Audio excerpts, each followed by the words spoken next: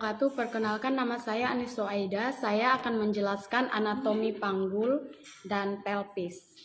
Tulang panggul terdiri atas bagian keras dan bagian lunak. Bagian keras dibentuk oleh tulang-tulang dan bagian lunaknya terbentuk oleh otot-otot ligamentum yang fungsinya untuk membentuk jalan lahir dan menyangga alat-alat genitalia agar tetap dalam posisi yang normal, baik itu pada saat hamil maupun pada saat nipas, dan berperan penting dalam proses kelahiran kala uri atau kala plasenta. Bagian atas lebar itu disebut dengan pelvis mayor atau panggul besar yang fungsinya untuk menyangga isi perut. Sedangkan pada bagian bawah itu disebut dengan panggul kecil atau pelvis minor. Baik, kita bahas dulu panggul besar atau pelvis mayor. Panggul besar ini dibentuk 4 buah tulang.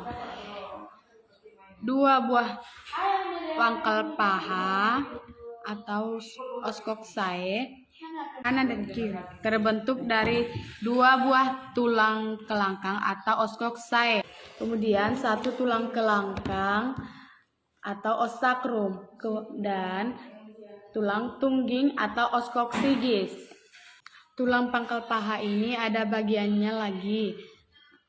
Tulang pangkal paha ini atau oskoksae ini terdiri dari 3 buah tulang yang berhubungan satu sama lain. Pemisahnya yaitu ini cawan yang disebut dengan acetabulum. Cawan untuk melekatnya paha atau caput femoralis. Nah, jadi bagaimana sih kita tahu bahwa tulang pangkal paha ini ada 3 buah tulang? Itu bisa kita lihat dari cawan yang berbentuk mangkok atau acetabulum. Nah, acetabulum ke atas ini disebut dengan os ilium atau tulang usus. Nah, di bawah terdapat os isium atau tulang duduk. Nih, saat kita duduk kita rasakan, nah itu yang dinamakan dengan os isium, yaitu tulang duduk. Nah, acetabulum ke depan itu disebut dengan os pubis atau tulang kemaluan. Os ilium merupakan tulang besar yang membentuk tulang atas dan tulang belakang panggul.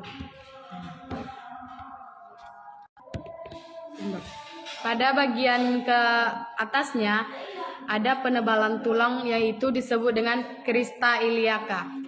Ini, crista iliaca. Di bagian depan atau belakang crista iliaca itu terdapat tonjolan.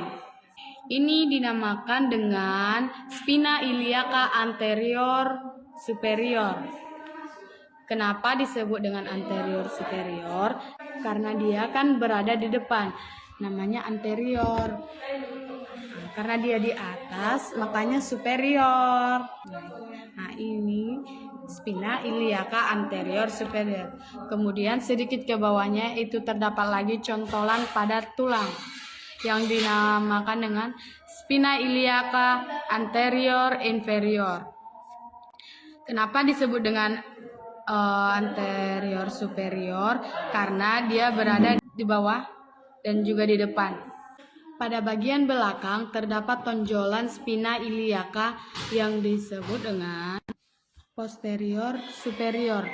Ini sedikit ke bawah dari spina iliaca terdapat sebuah tonjolan yang namanya spina iliaca posterior inferior. Di bawahnya ada cengkungan tulang yang disebut dengan incisura ischiadica mayor. Pada os ilium ini terdapat lajur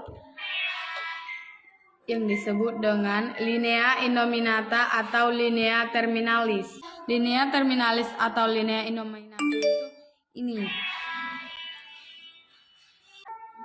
Ini pembatas dari panggul besar dan panggul kecil. Nih, bagaimana sih kita lihat pembatas dari panggul besar ini?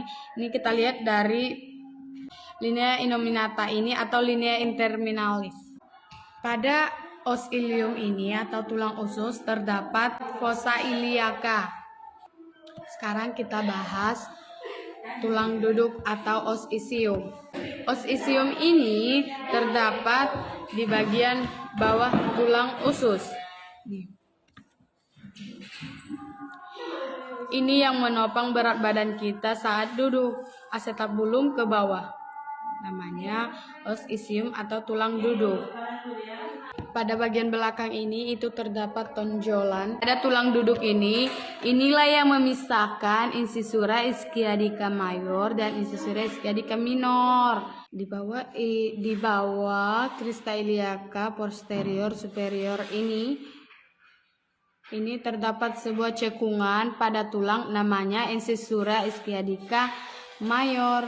Nah, di bawah incisura ischiadica mayor itu terdapat sebuah tonjolan pada tulang duduk atau os isium itu yang disebut dengan spina ischiadica atau spina ischiadicum.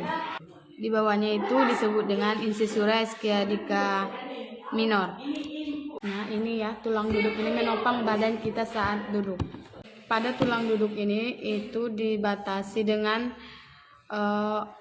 foramen octarium atau disebut dengan lubang pada tulang.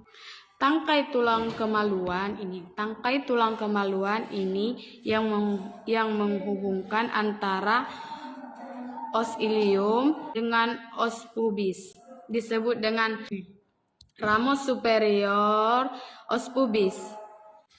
Sedangkan tangkai tulang kemaluan yang menghubungkan antara os pubis dengan tulang duduk itu disebut dengan ramus inferior os pubis. Kemudian ramus inferior kiri dan kanan itu membentuk arcus pubis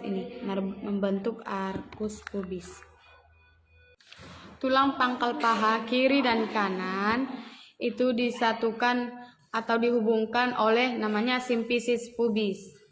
Nah, ini namanya symphysis pubis. Sekarang di bagian tulang kelangkang atau os sacrum. Jadi tulang kelangkang ini berbentuk segitiga ke atas dan mengecil ke bawah, meruncing ke bawah. Tulang sacrum ini terletak di sebelah belakang antara dua pangkal paha. Ini dua pangkal paha. Os sacrum ini terletak di bagian belakang antara tulang pangkal paha. Bagian os sacrum ini terdiri dari 5 ruas jari. Nah, ini ada di sini 5 ruas yang bersenyawa. Bagaimana kita tahu ini ada ruas yang bersatu ini? Tulang pertama, tulang kedua, tulang ketiga, tulang keempat, tulang kelima. Atau ini.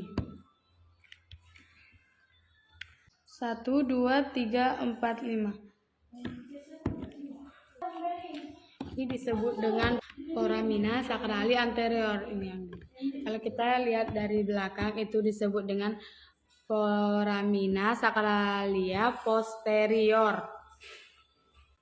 Pada bagian belakang ini terdapat cuat-cuat duri. Ini disebut dengan crista sacralis. Pada bagian atasnya ini berhubungan dengan tulang, berhubungan dengan ruas tulang pinggang. Ini bagian yang menonjol ini disebut dengan promontorium. Ini pada bagian samping ini ada penghubung yang disebut dengan articulatio sacroiliaca. Yang ini disebut dengan articulatio sacroiliaca. Pada bagian belakang ini terdapat juga tulang persendian yang menghubungkan antara os sacrum dengan os coccyx atau tulang tungging ini disebut dengan articulatio sacroproxygis.